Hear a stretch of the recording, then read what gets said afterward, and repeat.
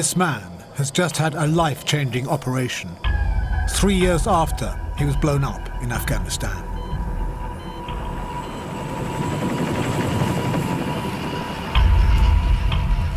Paul? He is Corporal Paul Weiss, a Royal Marines commando and decorated war hero, who, despite horrific injuries, simply refused to die.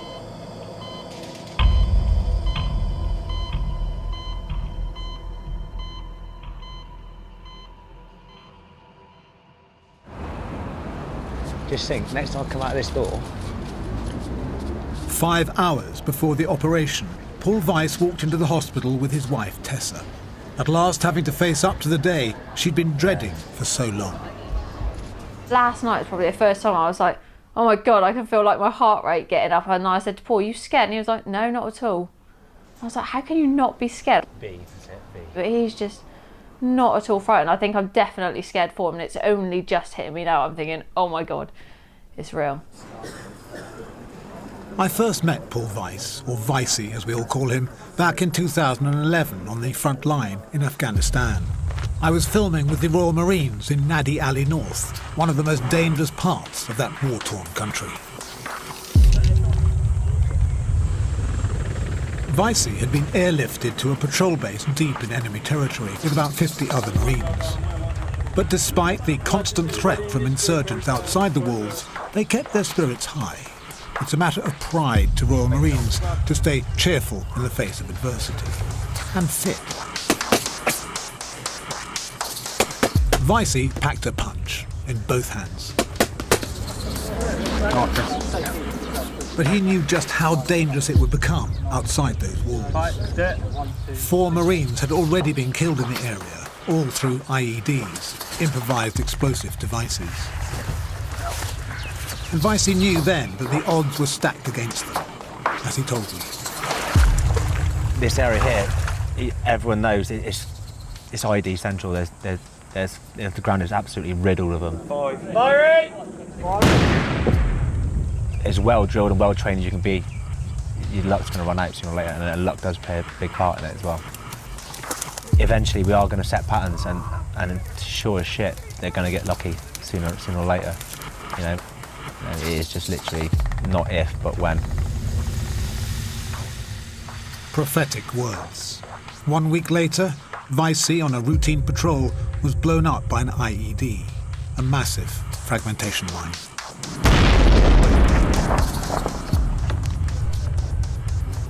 I just remember just being red hot, like flying through the air, just on fire sort of thing. Just the heat was a big thing that hit me first of all.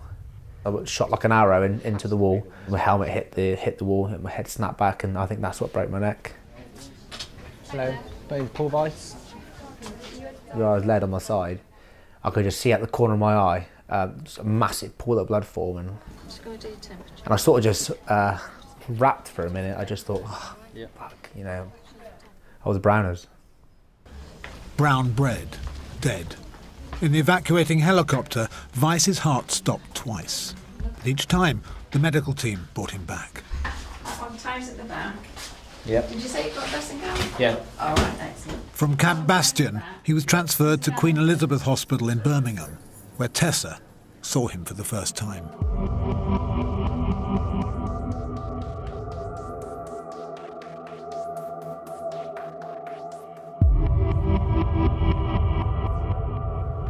I don't think I can describe it. All I can describe it is I felt like the stuffing had been knocked at me, you know, and it took my breath away when I saw him. That's the only way I can describe it. I kind of knew what to expect, but I didn't. You can't prepare yourself, can you? Because he was like still covered in mud, covered in blood. The smell, that's what I remember more than anything, is the smell, the blood. Somebody handed me his helmet, which was obviously taken off Paul when he got injured, and it started raining and Paul's blood was running from the helmet down my arm, and I just like freaking out. My mum took it off me. I had the coat I had on, I came home and threw it away. The list of injuries I've got is huge. I mean, I consider them quite minor now. I mean, I had 400 pieces of shrapnel in me. I think I had 114 significant wounds over a centimetre big. I had my carotid artery severed at 90%, which I think is the British record. So that's quite cool. To live, obviously. Extensive nerve damage down my left-hand side. Deaf in one ear, in the left ear. Broken neck, C3 vertebrae.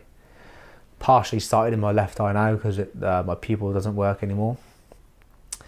And obviously, from the extent of blood loss that I had to my brain, my left frontal lobe was damaged. So part of my brain effectively died. And you can't regenerate brain cells, so I've also got a TBI now, traumatic brain injury, which in turn made the right hand side of my body not work at all, but it all came back eventually. But it's just the older, this piece of shit here that doesn't work anymore. But you know, it's all right. Does a job. How you doing? Good to see you, mate. Yeah, same.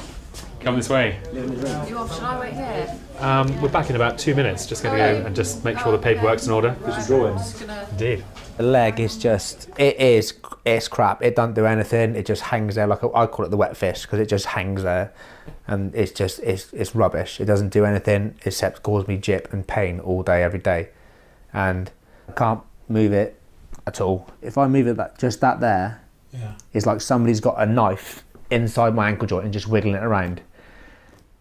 I just think it can't get any worse. Are you happy with what's going to be happening today and what's going to be happening after the operation? Yep. Are there any questions at all that you haven't had answered? And there's no such thing as a daft question, so if there's anything that springs to mind that you've been nervous about asking or you want clarifying? No, I'm all good to go. So, an arrow on the correct leg. Which one are we doing? This one. Okay. So we're signing a consent form for a left below knee amputation, correct? Yeah. Okay, do excuse me. So BKA, below knee amputation. Okay. That's it. See you later, pal. Happy? Yeah. Cool. Okay. Yep. Let's get it done. Good stuff. Okay. Yeah. All right. See you later on. Yeah. So, elective amputation, a huge decision for Vicey to have made. I think we're next one, aren't we? Yeah. Dear leg, thanks for all the misery and admin you have caused over the last 3 years. I've gone through the stage of being depressed and like, why did it happen to me? And I've got over it. I hope that incinerator is hotter than hell itself. And more importantly, I don't think my children should have to suffer, because I cannot interact with them how normal dad should, you know, running around playing football, even just walking after them sometimes is an issue for me. So, you know, we've all agreed that this is the best way forward for me, to have the leg amputated. And you know, there are risks, obviously, with every surgery. I mean, it may end up higher, you know, it may have infections, you know, and nobody knows how in 30 years' time, how my body's going to be holding up from walking on a prosthetic for that long. But I don't really care about that, because I live in the here and now, and my sole aim, I mean, is to look after and give my children and my family the best life I can do. I mean, I only care about 5 people in the world, my wife and 4 children. I like about 20 others as well, so, I mean, but they are the most important things to me. I think for so long Paul has known that this would be the outcome, that he would lose his leg, but he's tried everything he can to keep it. I just think, yeah, just moving into another stage, and hopefully that's, you know, that's a stage where we're going to move forward. Later, you bastard. Kiss, kiss.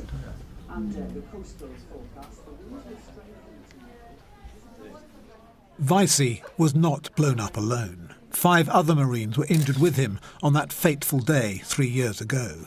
a day they've celebrated ever since. The last time, just 4 weeks earlier, to watch a charity football match for the war wounded at Vice's local club. Gwen's come down about 12:30 because he said he's travelling from the valley, so... They call this day their bangiversary. Not so much a way of marking the day they were injured, but the day they survived. And it's bonded them very tightly. So, yeah, well, Luke's come from Hereford. Greener will be here, mate, somewhere. Swinard, Spence and Gav are on their way up from Guz. I think they're travelling up together, so they should be here quite soon. So, yeah. But not everyone can always make it. Richie can't come because he's got a client working today from his company and that, so he can't make it. Richie is Richie Pencott. The one man who couldn't make it that day was the first Marine to get to Vicey after the blast that had ripped open his neck, leaving the carotid artery pumping out his lifeblood. And there's squirting out the side of my head, like. And then, you know, as that happened, and I started thinking, this is it. Then, you know, you're going to stack it. Richie come careering through the dust, like, you know, knight in shining armour, and did what he thought was best for me. He stuck his knee straight into my neck and just tried to stop the bleeding. And, you know, his quick thinking saved my life. Just months after the injury, Vicey, still recuperating, was there to greet his old troop as they returned home. But the one man he wanted to see more than any other was Richie Pencott. Sent loads of guys. I was keeping, where is he? And then they just pinged him, like, through a couple of lads. I actually mugged a couple of people off and just made a beeline for him and just want to say thanks, you know.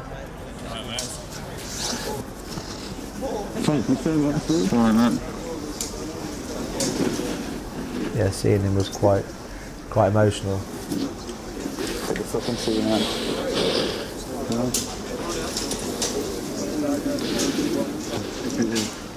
On that third bangiversary of the explosion, Vicey and the lads had to celebrate without Richie. If you look down there, mate, it's about 20 blokes. I mean, it's like roll on. It's just a laugh. As usual, they had a few beers and just enjoyed being together again. But then Vicey, once a very useful footballer, was asked if he would like to play in the second half of the match. Vicey, you getting geared up or what? Yeah, mate, I'll go and goal if you want. What? Go and goal. Fuck off, you're not front or not playing at all. A front? I ain't got any boots or pads or rig. You alright at the moment? Yeah. What size are you? I got some 10s for the studs. Yeah, same. Yeah? Come on, 5, right. AC, come back, Fuck's sakes. Get on, Vicey, son. So, Vicey prepared to play up front. But even just getting his kit on was a struggle. Not many people who can do that, I tell you. Tie the shoes with one hand.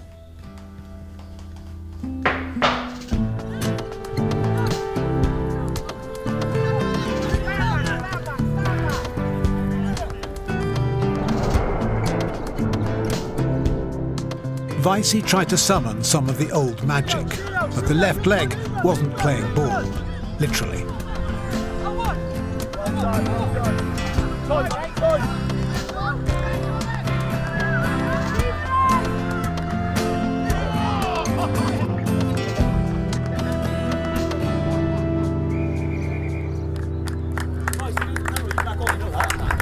20 minutes was as much as Vicey could play. He came off with his pride intact, but his left leg in agony.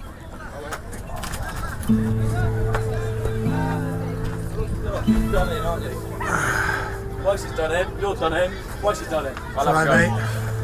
You alright? Fucking ankles, kid. Can't play football, I just saw I can't play, but I had a crack at it. But, I mean, is it worth it? Aggro, I've just called myself. Probably not, but, you know, they'll be gone in a month's time, so who gives a fuck?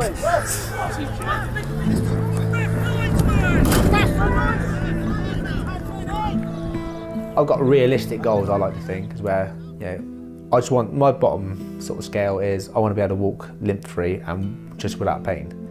But at the top end, I'd like to play football again. So anywhere in between, I'll take. You know, so I'm not expecting miracles, but, you know, I'd like just to improve my quality of life and not be hanging out every second of the day.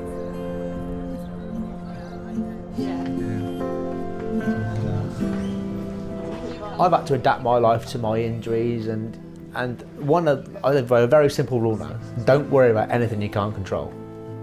I mean, it makes perfect sense to me. There's no point worrying about, oh, what's going on across the world. I mean, I worry about what I can control, which is a very small piece of my life, to be honest with you, because I can't control a lot of it.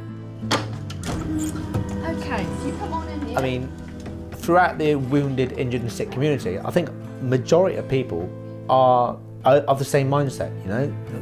You've had a rough deal, but is it going to stop you? No, and I think that's bred into you from being a soldier. You know, I think it's hardwired into your DNA. Just because you're down, you're not out. To get up, and we're fighters at the end of the day. And that's what I'm still doing now, and I'll still do for the rest of my life. If I don't wake up, you can have the Audi. It is my Audi. All right. See you in a couple of hours, all right? Don't have too much coffee. Tell me if he cries. See you later. I've got a bit of a trek. All right. Vicey, 30 years old, married Tess when he was only 18. By the time he was 27, when he got blown up, he'd already done 4 tours of Afghanistan and been awarded the Military Cross. That's why I'm sitting this one out. Vicey is a born warrior, a brave man. But even brave men have hidden fears. And for Vicey, that's sharp needles. It's not huge, honest. Look away.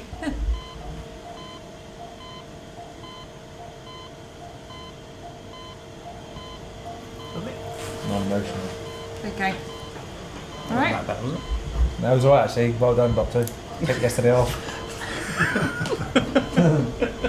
Now that in writing. Before the general anaesthetic to knock him out, Vicey is given local anaesthetic around the main leg nerves as part of the pain control for when he wakes up. More needles. That ain't going in me. That is a tiny little thing. Just don't look at it. Tiny little thing. I know what tiny things look like. I've had one for 30 years, but... That's flushed. Thank you. I love it when the drugs work. Okay, all you're going to feel is me pushing. Okay? All right. I don't know, am I? Yeah, fine. Is it in? Yeah. Yeah, pretty much. Has Paul changed since the injury, would you say, Tessa? His attitude, not loads. No, I think he appreciates things, and like he appreciates his family, and because I felt like he was away so much, we didn't really know him. I felt like at times, you know, I feel like we've just got to know him again since he come back, and I think it wasn't how he was before. Is this a different Paul?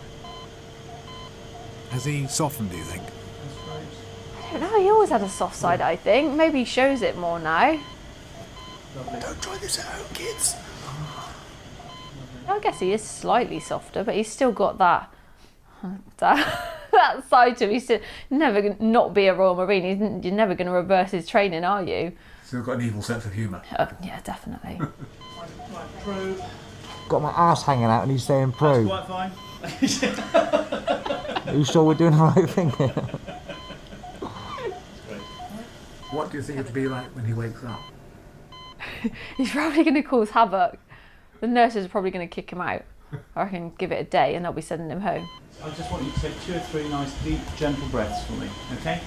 Just fill up your lungs full of oxygen and breathe away. Do that a couple of times for me. That's nice. Yeah, I'm going. That's fine, and we'll see you at the other side, okay? Stay awake. Stay awake. Keep your eyes open as long as you can. You're doing really well. Got any matchsticks? Come here, Vicey. You are fighting it, aren't you? We've got more in the cupboard. Nice deep breath for me, Paul. Can you open your eyes for me? Well done. I'm just going to support your chin. I'm just going to support your neck a little bit.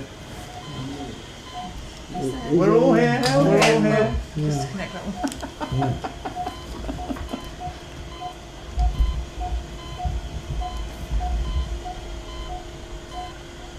Okay. Fantastic. The next 2 hours will transform Vice's life. That Taliban bomb that maimed and mutilated him so critically 3 years ago is about to make its final claim on his shattered body. Determination to adapt and overcome is a central pillar of the Royal Marines ethos. Definitely the most determined person I know.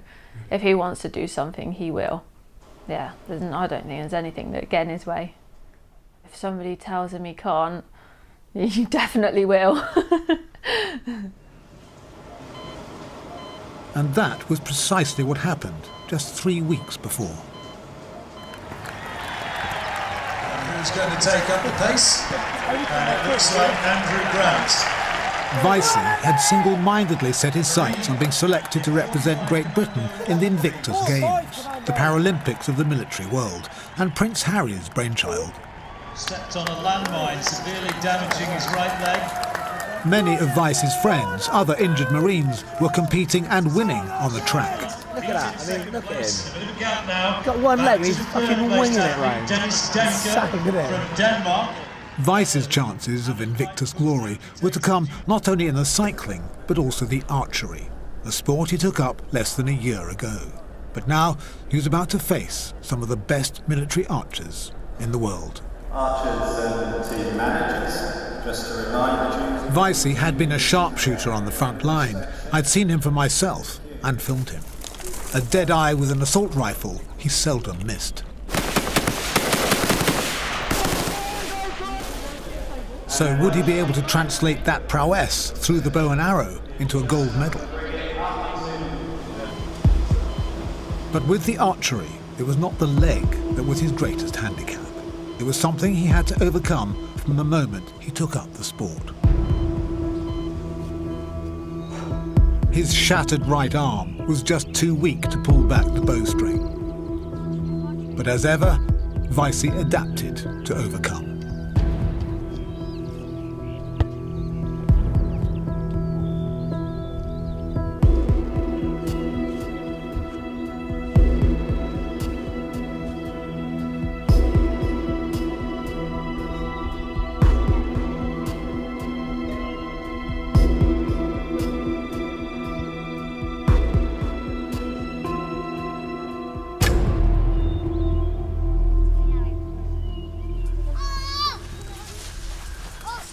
Strong teeth then, Vicey. It's surprising, it's not the teeth that hurts, it's your neck. Oh, is it? Yeah, because I mean, you've got quite a great strong jaw, haven't you? So, I mean, you just hold it in the back of the molars, it's all right. No way. But it's the neck, especially after a full day's fighting, it starts to hang out. But no point grumbling, is there? We put them in the ground. Every day, come rain or shine, Vicey practiced shooting at a hay bale in the field that adjoins the stables where Tessa keeps her beloved horses.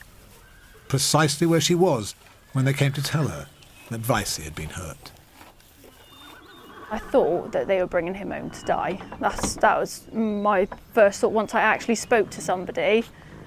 Before I spoke to the surgeon, I thought, because I'd known this happened before, they bring men home to, and that's my initial thought, is I thought they were bringing him home and he wasn't going to make it.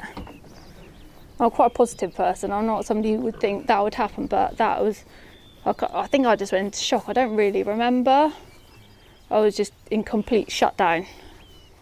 And did you then realise what the implications were for you, for Vicey, for the family? Not immediately. No, I didn't. I thought, okay, he's alive. That, you know, good. He had his arms, he had his legs, he was alive. He was kind of, I thought he'd get better and I thought he'd keep his career in the Marines. That's what I thought. Once I'd seen him, and he seemed to be recovering so quickly out of intensive care within 3 days. So I thought he would make full recovery at that point. It was only later on, when he had brain scans and things like that, I thought at the beginning, I thought it was the drugs making his speech slur and him not really with it, but it wasn't. It turned out it was a brain damage. So that, I think that's been the hardest injury to come to terms with, to be honest, the brain injury. For me, other people don't see it, but you do.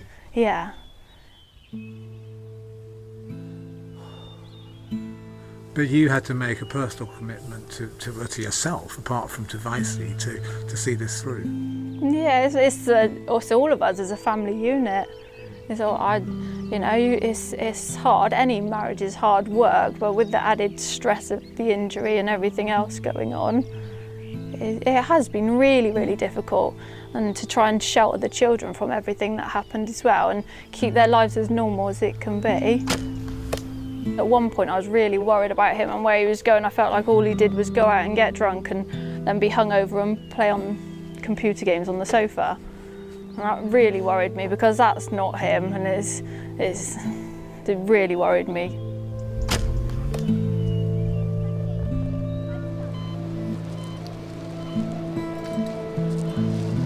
Scissors, please. Thank you. Not a chance could I have got through this without Tessa and the children. Not for 1 second would I even entertain the thought that I would have. Not a chance. Because it was about 18 months ago, sort of halfway, when I actually left hospital in Headley Court and sort of hit me that my career was over, I didn't take it very well. I hated the Marines, hated everybody, and like the self-doctor I am, I decided to medicate by getting pissed for 2 months, which I know now and knew then it wasn't the right idea, but I was horrible. I was horrible to everybody. I don't like this. I don't like it one bit. Everybody who's had a bit of stress in their life knows that when you have a bad time, you take it on the person closest to yourself. Yeah. Put all the back. I am, really hard. No, put it right back. I can't do this. It's easier to pull a trigger. Put it back. I am. I think it takes a bigger man to sort of look back and then realise, you know, you've been a bit of an arsehole and they don't deserve it because they're there just trying to help. Honestly, that is so difficult to pull back. Do it in your mouth. I can't, it'd rip my teeth out. She doesn't get anywhere near enough credit. I mean, the lads are all decorated in medals and, you know, and it's like, why shouldn't they get one? Elbow high, that's it. I mean, if Tessa wasn't the girl that she is, she could have walked, couldn't she? Yeah, I mean, she could have. I mean, and really, I mean, especially in the early days when I was an arsehole, just being horrible and things, who really would have blamed her? I mean, just because you're disabled doesn't mean that, you know, you should behave like an idiot, and, you know, she would be well within her rights to. Let go, all together. What, let go completely? Just let go of the string, yeah. Just killed a cow. I think I just killed a cow. What did it hit? Vicey put heart and soul into his training for the Invictus Games. But was his broken body and shattered leg going to be up for the challenge?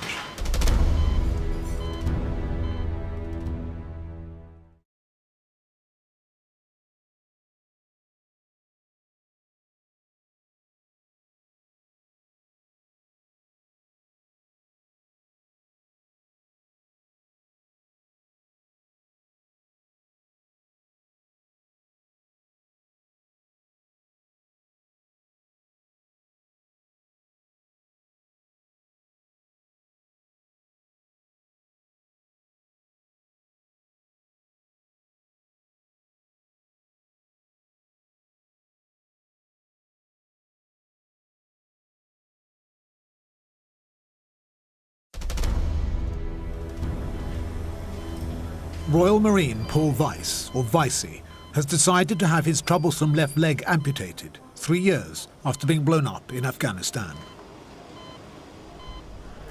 Just 3 weeks earlier, he competed in the Invictus Games as an archer. A novice who had to draw the bowstring back with his teeth, he first had to get through the preliminary round. Each archer had to shoot 60 arrows, but only the top 16 would go through to the second round later that day. Only 8 would go through to the final at the end of the week.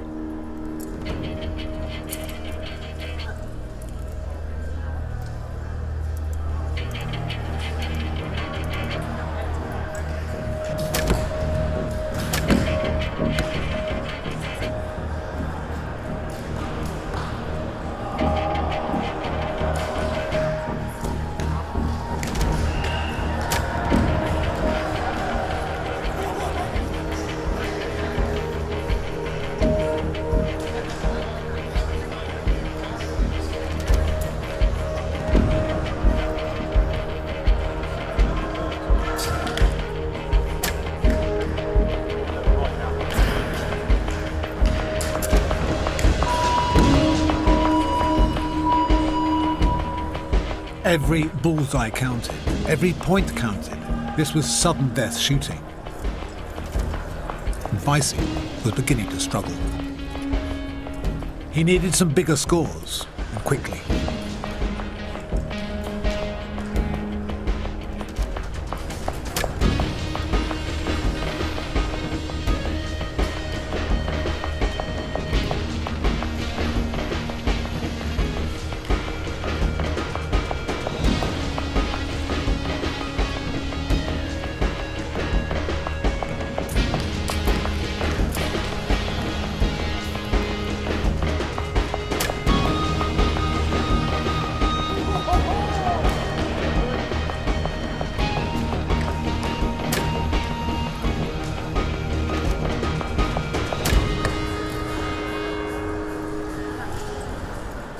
Vicey managed a late burst of bullseyes, but was it enough to get him into the top 16? Booyah! 14. 11 10s. I'm well impressed. Yeah. You're awesome, man. dude. 14th, scraped through by 2 places. 492, so I smashed my PB by 20 points. That's awesome, you know, and that's what it's all about. It's coming in and, you know, beating yourself, you know. It's all well and good to beat everyone else, but, I mean, there's a lot of names below me there, and they've all got 2 of these bad boys. Vicey made the second round, a head-to-head between 8 pairs of archers. Only the winner of each pairing would proceed to the finals at the end of the week. The loser would be out of the games. So, who was Vicey up against? So I've drawn the top American, so that's good. Trust me to get cut against the best Yank. You know what I mean? How's your luck? Typical. Typical Vicey. Typical? Well, nobody could deny that Vicey has had more than his fair share of bad luck in recent times. Thank you. But he's always up for a challenge.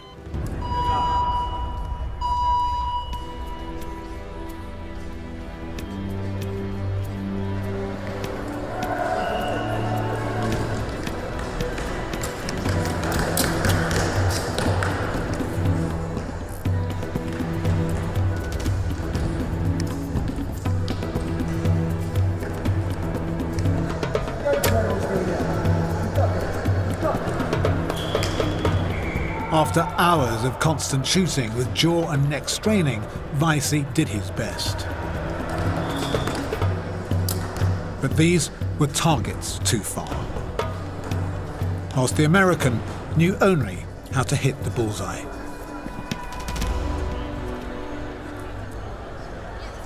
I got cream, man. But I'm pretty gutted, to be honest with you. I didn't think I was that bad, but yeah, I'm fucking gutted now. But I'll give him the best, and I mean, I did myself proud today. I really do think that. Yeah, I'm just gutted, mate. Just gutted. Vicey had to put the disappointment behind him and crack on. He still had the cycling to come, but before that, as one of the faces of the games, he was in constant demand for press interviews, photo shoots, and public appearances.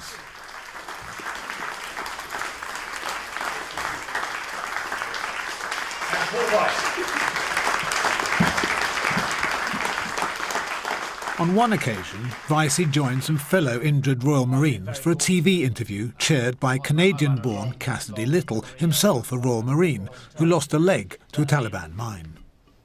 I do feel bad for the younger lads who catch it up because they haven't... The idea was simply for the men to share a few beers and talk about how their injuries have impacted their lives. JJ, you and I got blown up together. Yes.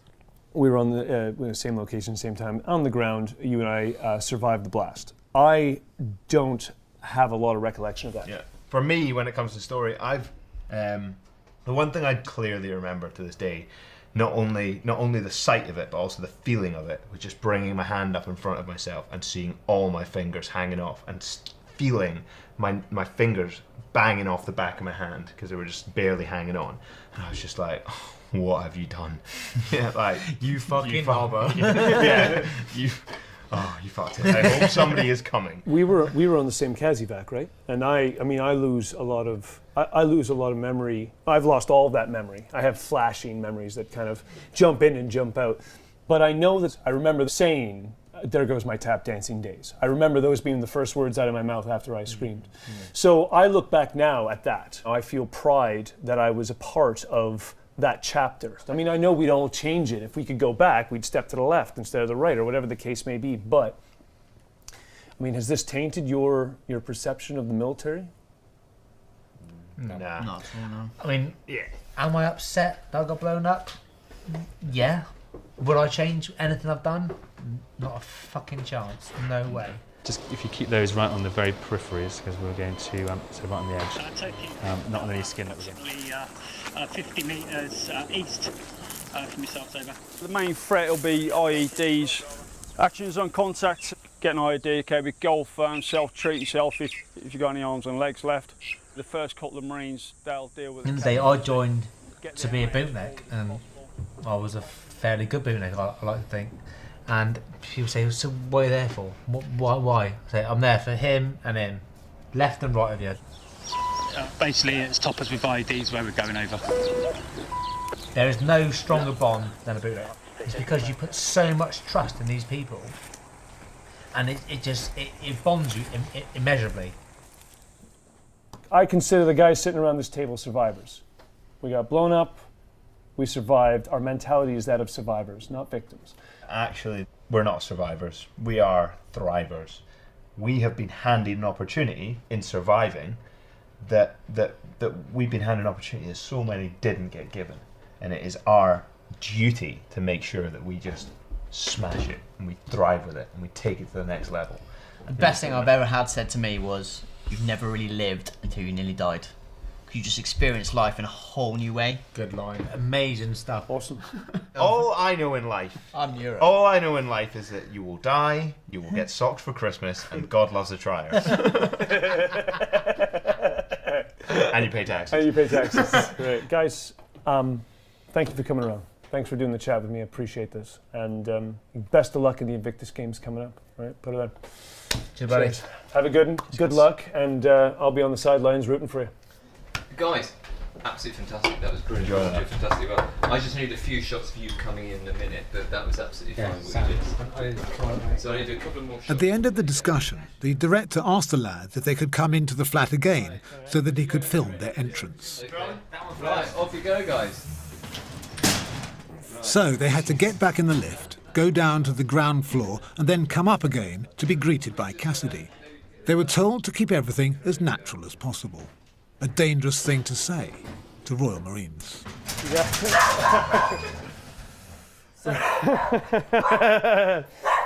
So we, Paul, all right, good to see you.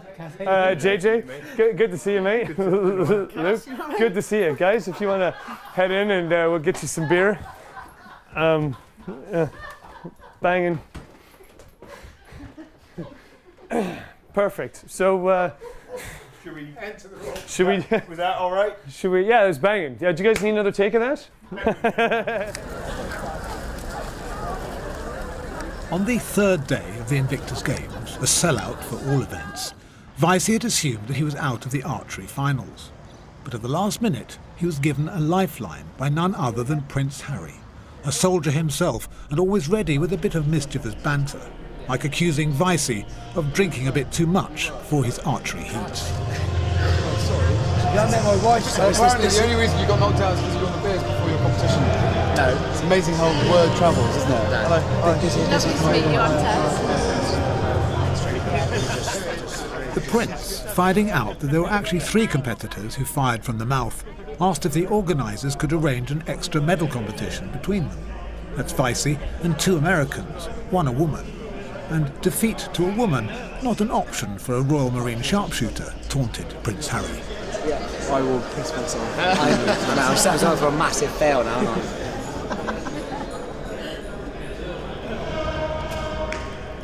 Vicey had one final practice before the mouth shooting final.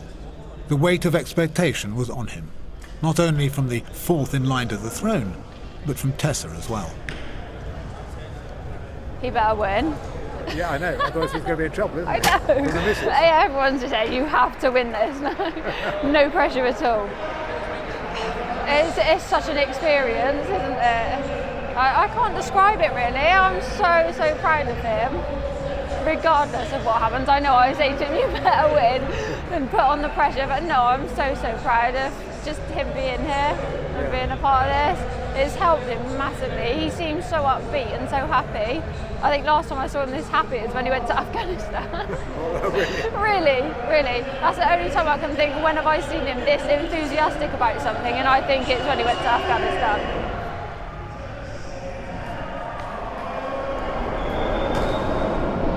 Get down! You have to move, you have to move. You have to move.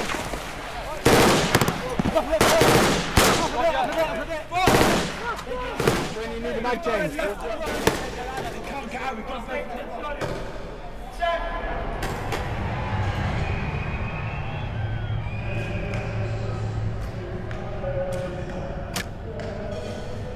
And amazing how he shoots from the mouth. It's crazy. No, it's not, because Paul Weiss always shot off with his mouth, so it's not really a surprise that he's managed to find a literal way to get projectiles going, yeah. Do you think he's changed? Let me tell you something.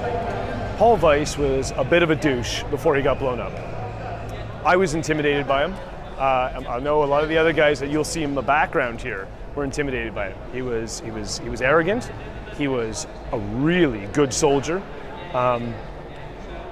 Paul Weiss got blown up, and he was, I don't know what happened, but he came back a lovely, lovely human being and has become one of my very good friends.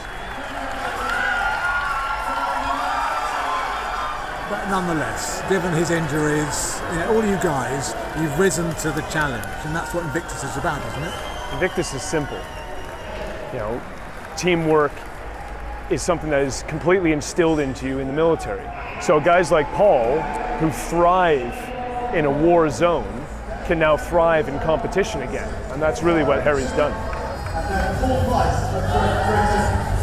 But was this to be Weiss's opportunity to thrive? The United States of America will shoot first. It was a sudden death shootout, just best of 3 arrows.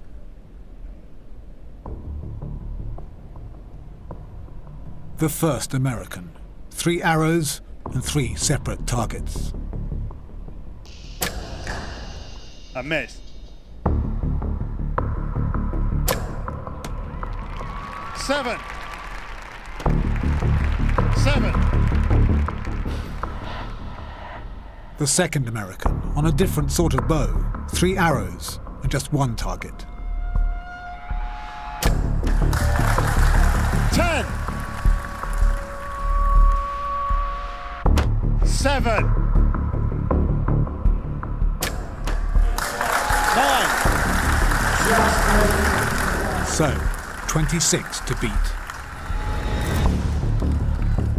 Again, 3 arrows, 3 targets, but he needed to shoot at his very best. A miss. The pressure was intense.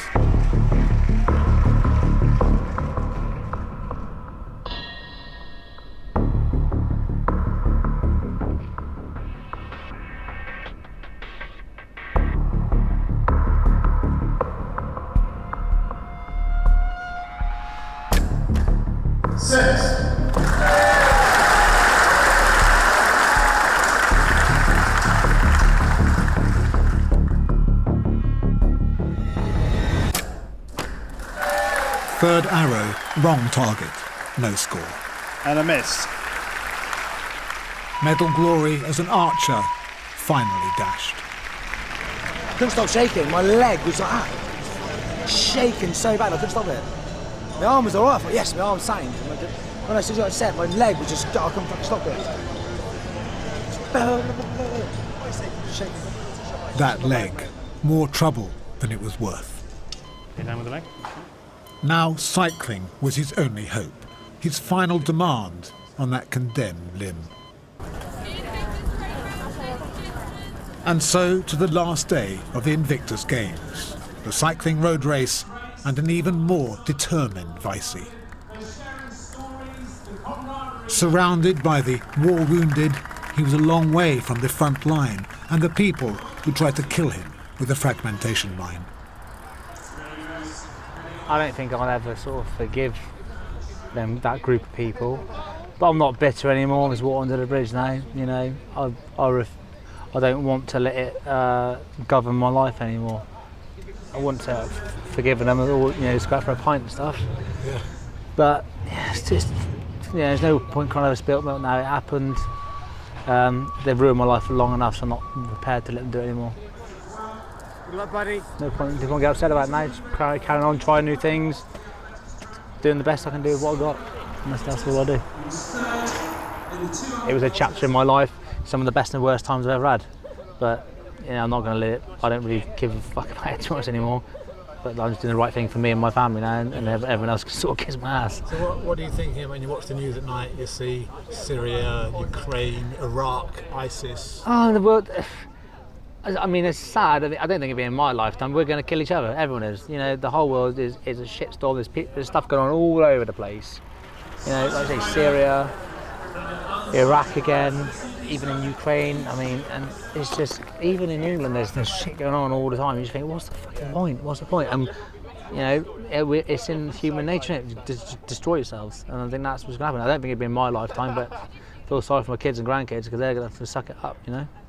Because I don't even know what's it all about. What's everyone scrapping for? You know, I just don't get it. Me and JJ was talking on the car on the way down here. Like, why is everyone getting upset? I mean, it's religious stuff. You believe what you believe. I mean, big deal. You know, you believe what you believe. I believe what I believe, and that's it. Does it mean we have to start beheading each other? Not really. You know, if you want to take it to that extreme, you're an idiot for a start. But I just don't get it. Why can't everyone just get along? You know, I mean, you look at this group of guys here. I mean, they've had life-changing injuries. You know, real stinkers, some of them. And are they getting upset about it? No. Are they bitter towards everyone else? Not really. No. They get on with it. They just get on with life. No point flipping holding grudges and stuff. Life is too short. And until you've been in a situation like we've been in, you realise that fucking quickly. You know, and it makes you put life into perspective. Vice's perspective on the Invictus Games was still to win a medal, preferably gold. A last hurrah for that pesky left leg, whose days were seriously numbered. I might just shorten the leg now to make it a bit easier to handle. Okay. His game face was on for the gruelling road race. One of the other British competitors in the international field was Royal Marine J.J. Chalmers. Last seen, of course, cavorting naked in that lift with Vicey. But now the men were very serious, both wanting to win. Ladies and gentlemen, welcome to the Invictus Games.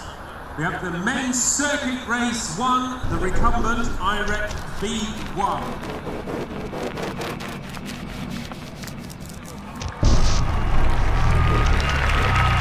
So we have 9 competitors here. John James Chalmers representing Great Britain. Charles Anderson representing the United States of America. Paul Weiss representing Great Britain. Take the saw, please, Sam. Just hold that, please. Away, Buckle Bridge. Watch it.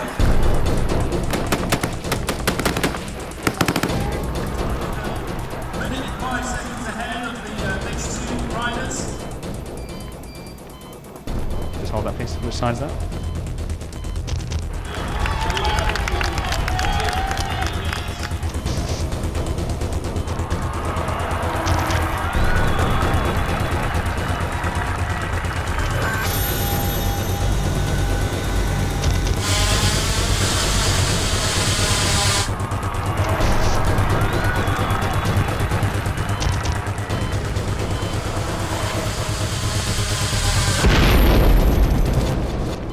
Say that again, please. Thanks very much. To TV still coming away.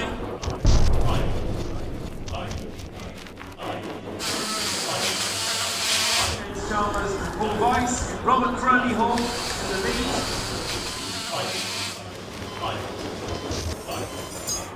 With a lap to go, the British trio working together had broken the field. The race was now between them. Medals beckoned, but who was going to get what? This was the moment of truth for Vicey, a dramatic culmination to his fight back from that mutilating IED. I thought that they were bringing him home to die. He was like still covered in mud, covered in blood. The smell, that's what I remember more than anything, is the smell.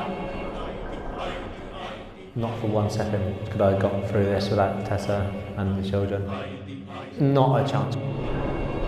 Nothing like a short, sharp shock to the system, you know, to make you realise what you've got, really. We're fighters at the end of the day, and that's what I'm still doing now, and I'll still do for the rest of my life. Once a Marine, you're always a Marine.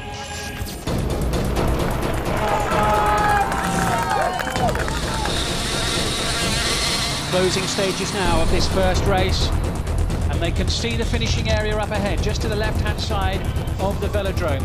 Timing is going to be key here, timing your sprint. Who is going to go first, I wonder, out of these three? Down they go, the sprint's on here to the line between the three of them. It's a 1, 2, 3 for Great Britain here in the recumbent IRB1 race, and the three of them have decided that they will come across the line together here. JJ Chalmers on the left-hand side of your screen, Paul Weiss in the centre, and Robert Cromie Hawke deciding to attempt to share the glory evenly between the three of them. But it was their race from start to finish. Some wash, please.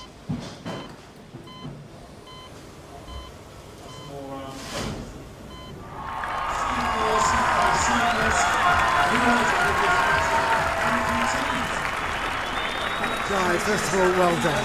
Congratulations. You've touched our hearts today. But you know that Vicey, a couple of weeks, 3 weeks, are going to have his left leg chopped off. What's your message to your comrade here? Well, he knows the message, and we've shared it throughout, and we'll be there beyond through anything that he goes through personally and collectively. So he knows where we are, we'll be there for him, and see how many have trodden that path before him. I know Vicey. I know what you've been through and the snags we've had with it. I know you're ready to just get shot of it, and join all these one-legged lads that are just smashing you at biz. Maybe you'll lose some weight. You know. Okay, I've got the leg. Do you want to take the drapes off? Just watch out for those drains. Some scissors there, Sam, please. Ladies and gentlemen, the gold medalist representing Great Britain, Paul Weiss.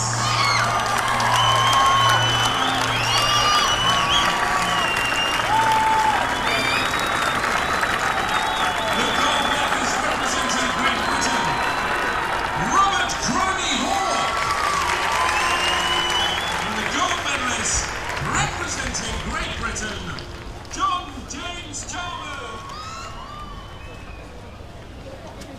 Paul, are you going to wake up for us? The operation's all finished.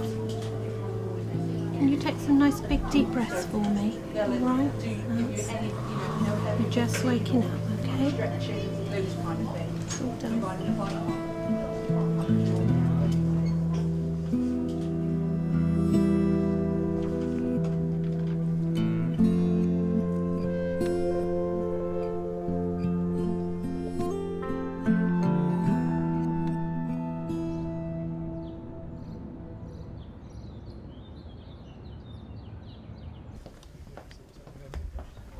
So today, should be able to take my first steps. So getting quite excited about it. Been a long time coming. They asked me, have you got any goals you'd like to achieve? And I said, yeah, I had them mapped out before I even got here. You know, walking by Christmas leave, so 4 weeks. Sprinting by March. And then I want to play a game of football before the end of the season, so that's the end of May. There goes, there she blows. It's the beginning of the end, you know? That's what I like to think of it as now. Just can't wait.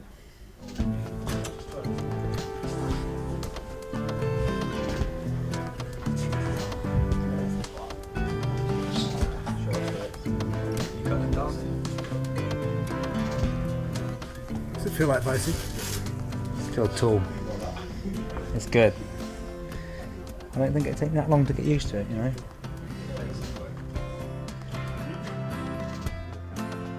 Hopefully, by Christmas actually, I should be able to run around with the kids again. So if they give me any hassle Christmas Day, you won't be like, oh, Dad can't catch us. Dad's going to catch you and kick your ass.